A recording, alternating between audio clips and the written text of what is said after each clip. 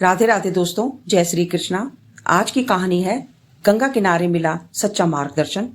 एक छोटा सा गांव था, नाम था धर्मपुर। वहां एक लड़का रहता था, आरव।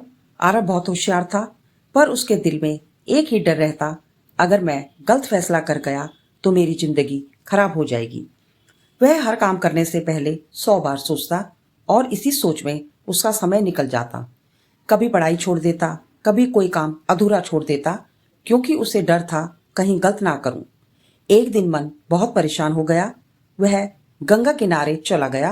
बैठा बैठा वह भगवान से बोलने लगा, हे कृष्ण, मुझे समझ नहीं आता मैं क्या करूं, कैसे करूं। हर कदम पर डर लगता है।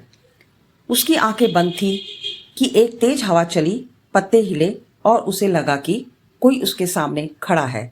उसने आंखें खोली। उसके सामने नीली आभा में चमकते श्री कृष्ण खड़े थे। उनके चेहरे पर वही मधुर मुस्कान। आरव कांपते हुए बोला, प्रभु, मैं हर फैसले से डर जाता हूँ।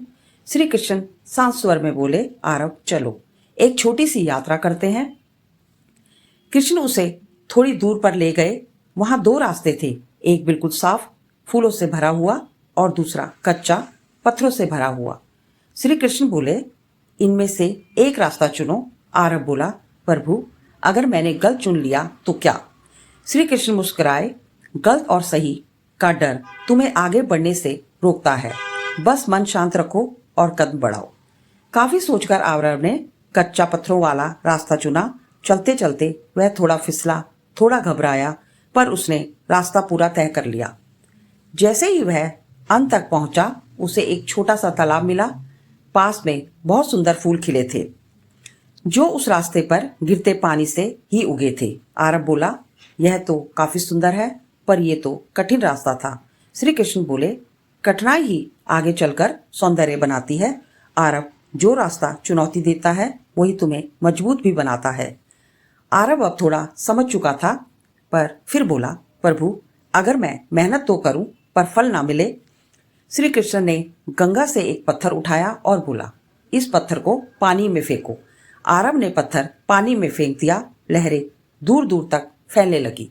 श्री कृष्ण बोले, देखा, एक छोटा सा प्रयास कितनी दूर असर करता है। कर्म भी ऐसा ही है आरव। आज के प्रयास कल कहीं ना कहीं फल देते हैं, बस धैर्य रखना सीखो।